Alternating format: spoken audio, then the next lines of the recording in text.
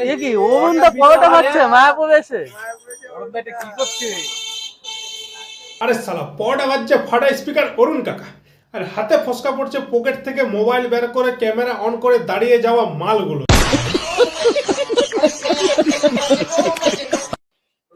এখন পরোটা ও দেখো বন্ধুরা, দেখো দেখো বন্ধুরা, দেখো দেখো।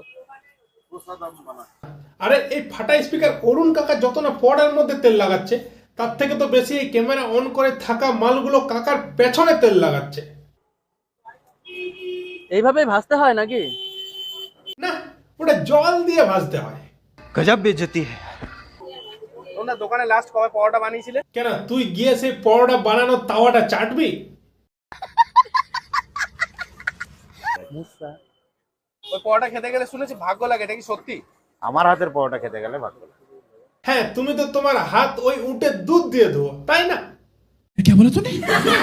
Heavy sure. তাই এখানে কি তুমি লেবার হয়ে কাজ করছো?